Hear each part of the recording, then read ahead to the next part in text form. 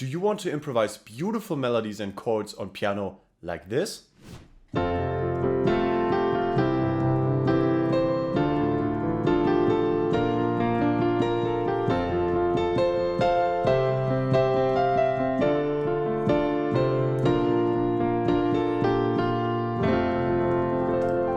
Hi, I'm Vincent from Better Chords Academy, and while I've been studying classical piano for over 20 years, my real dream has always been to not only read sheet music, but to actually create my own music and be able to improvise freely. And while I had great teachers, none of them taught me what I need to do to improvise, which is why through hundreds of hours of playing songs, improvising, and figuring out what works and what doesn't, I developed the chord mastery method, which I'll show you in this video. And by the way, if you learned something today, then I have a gift for you. You can now watch my entire chord mastery course for free if you click the link in the video description. Are you ready? Let's begin. So most beginners that know their basic chords try to play like this. You have the chord in your left hand and the melody in the right hand.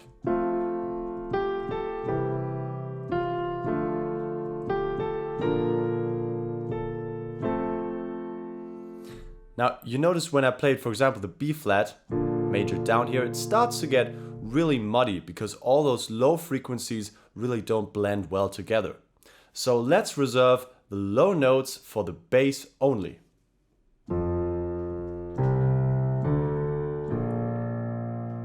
Now, this sounds better. Like, imagine in a band, the bass player doesn't play chords, right? He leaves that to the rhythm guitar and only focuses on the bass notes.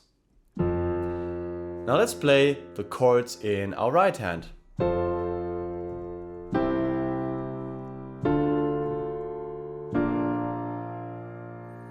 And I really believe this sounds a lot better than the first thing. So how do we play the melody now? Now we need to add it on top of the chords, and we'll use inversions to do this and adjust the chord shapes accordingly. So maybe you've heard of inversions before. It's basically when you take the three notes that we play for a chord and just arrange them in a different order. For example, instead of F, A, C, we could also play A, C, F. And suddenly we have a different note at the top of the chord, which will then serve as the melody. So remember this whenever you're playing. The melody will always be the top note that you're playing. This is because it's just the one that our brain hears the easiest, and thus we perceive it as the melody. So to recap, we have chords in the right hand, bass in the left hand, and the melody results from us changing the inversions of the chords we play. So we play the bass, the rhythm, and the lead guitar all at once. And then by adding a pattern, we can even fill the drummer's role of creating a groove.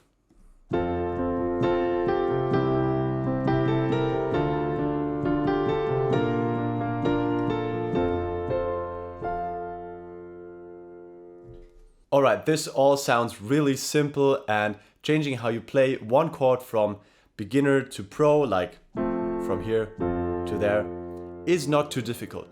But the hard part is actually finding the right inversions and shapes to play the melody on top. So this is where the chord mastery method comes in. Now the goal is to learn the chords of any key that we're playing in currently and all of its inversions. So, and not just learn them, but we really want to create a mind-muscle connection that allows us to play without thinking, which will then allow us to achieve this freedom when we play and improvise on the piano. So how do we do this? Let's start in the key of F major, which is what I've been using so far. So the first step would be to know the notes of this key of F major. We have only white notes and the B flat instead of the B in this key of F. Now start with a root position chord, which is the one that sort of looks like a snowman stacked on top of each other, and shift it through the scale. This just means all the notes move up by one key of the scale. So F would move to G, A would move to not B but B flat, remember, and C would move to D. So our next chord would be G minor. Now let's do this exercise and also add the left hand.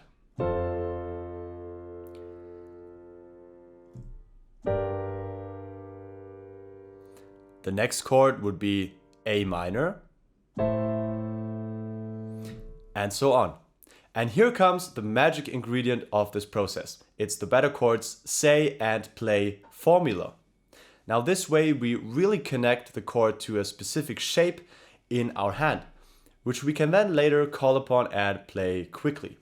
So one more time, play the chord in the right hand, bass in the left hand, and then while we press down our hands, we say the name of the chord, which is F major.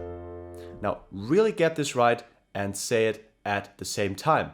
I know I'm being very picky here, but this is actually what makes the difference between just playing some chords and actually getting them into your mind muscle connection.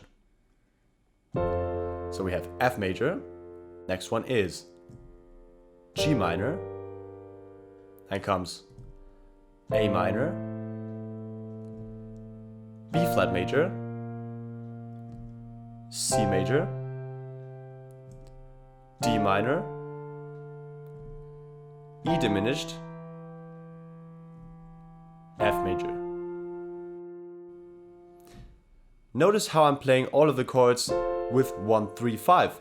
This is the most natural grip of our hand for root position because you can see we have 2 notes here which we're not playing, and our 2 fingers that are not in use are resting there quite nicely. Same for all of the other root position chords. I would advise only using 1, 3, 5, and you'll see why when we get to the inversions later.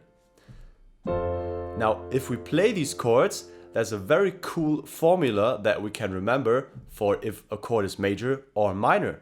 So we know the notes of the F major key, which are F, G, A, B flat, C, D, E, and F. But how do we actually memorize if it's a major or a minor chord? Because we don't want to be checking the half and whole steps, like what kind of third it is. It's just a lot of music theory that we want to avoid if we do it correctly. So the formula is very simple. It goes major, minor, minor, major, major, minor, diminished. And then it repeats and starts with major. So that just means we have the F major chord for starters. Then we have 2 minor chords, G minor, A minor, 2 major chords next, B flat major, C major, and then minor and diminished. So D minor, E diminished, and F major. Memorize this major, minor, diminished formula and it will suit you very nicely because it applies for all major keys. So whether you're learning F major or in C major, it's C major, D minor, minor, major, major, minor, diminished, and major. Now here comes the fun part. We now do the same in first inversion. So starting from root position, if we move the bottom note up to the next octave, right here, this is first inversion. Now let's move this down an octave so it doesn't get too high up, and do the same exercise. And the same principle applies. It's still major, minor, minor, major, major, minor, diminished, and it's still all of the notes shifting to the next key of the scale. So we start here, this is our next one, then B flat moves to C, D moves to E, G moves to A, so we result in A minor. So let's do the exercise one more time. F major, G minor, A minor, B flat major, C major, D minor, E diminished, and F major. For root position, we used fingers 1, 3, and 5. For first inversion, I advise using fingers 1, 2, and 5. Now we have one key which is not being played and we don't have a finger resting on it, but it still feels natural because between our thumb and our second finger there's naturally a larger space. So this feels very natural again. Use this for all of the chords. And you already know what's going to happen next. We'll do the same thing for second inversion. So for second inversion, we take first inversion and again move the bottom note up to the next octave, which is the A above. And now we use our fingers 1, 3, and 5, because again, we want to have this larger space here between our fingers 1 and 2. And do the same exercise. The major minor formula applies and you just shift it through the keys of the scale. So we start with F major, G minor, A minor, B flat major, C major, D minor, E diminished, and lastly F. So let's see what kind of melodies we can create from all of these chords that we just learned. Remember, a melody usually combines smaller steps and some occasional jumps in a musical way. So think like a singer, and the singer wouldn't jump up and down from chord to chord. And melodies usually also move independent from the chords. So if I'm going in parallel with the chords, up and down. So here are two examples. The first one, which is not a great melody.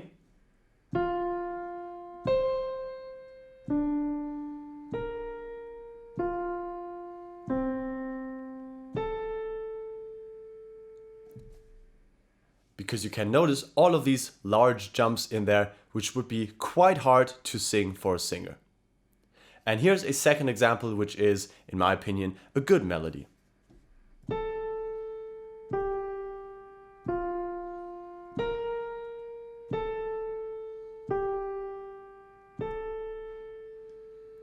Here we have mostly small steps and one larger jump in there, which is very typical of a melody you would hear from a pop song. So if we take the melody and we try to add chords, we end up with a progression like this. Let me show you how it sounds.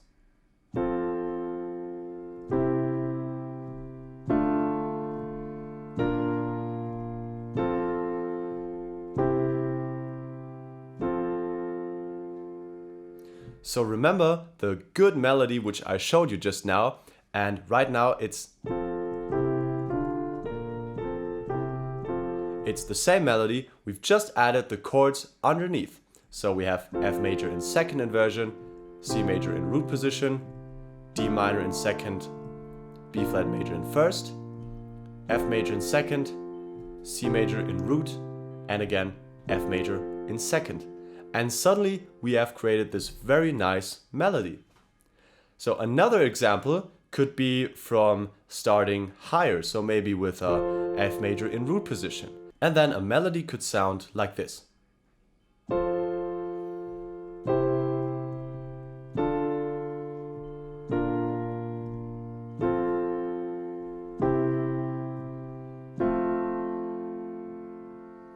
So again, all I did here was take different inversions of the chords, which connect them nicely, and the resulting top notes create a melody which goes like this.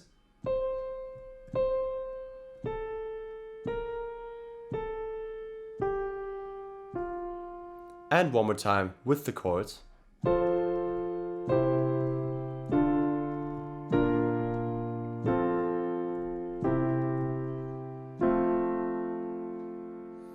And we can even start in first inversion up here, and then a melody resulting from the inversions could sound like this.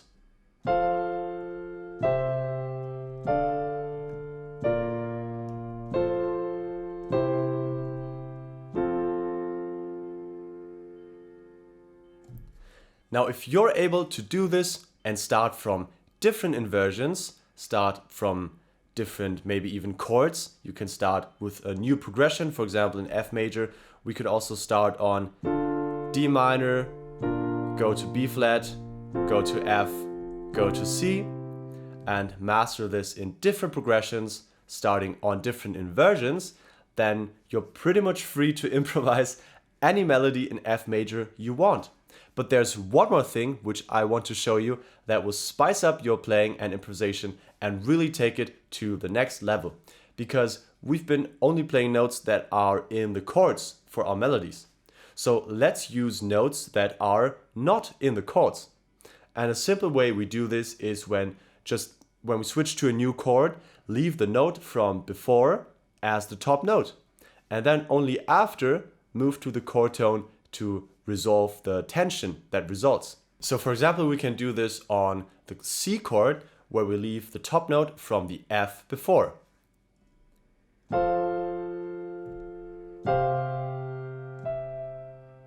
Right? So I could switch from F in first inversion to C in second inversion immediately.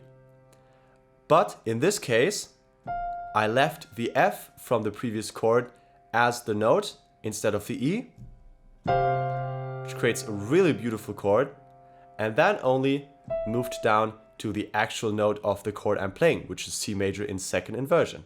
So one more time, F, leave this F at the top, move to the next shape, and then you move down to resolve to the chord tone.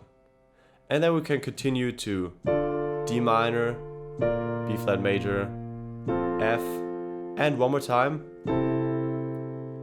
Same principle, this time we go from F in second inversion to C in root position. But again, we leave the pinky where it is, and then only move down afterwards. Now another option would be to move from a chord tone to a non-chord tone. This works well, for example, for the D minor and B flat major chord.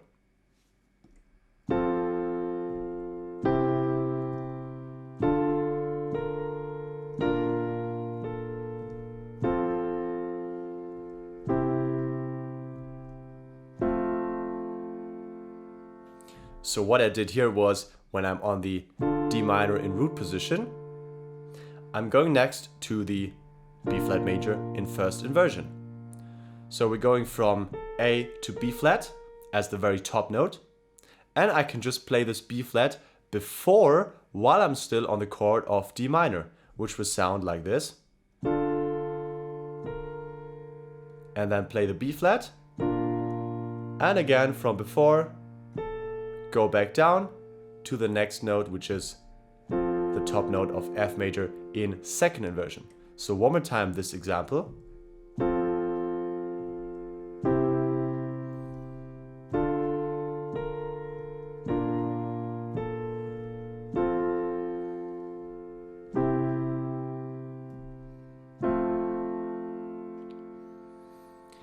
And if you combine these two options and you do it in the different inversions, then you can improvise something like this.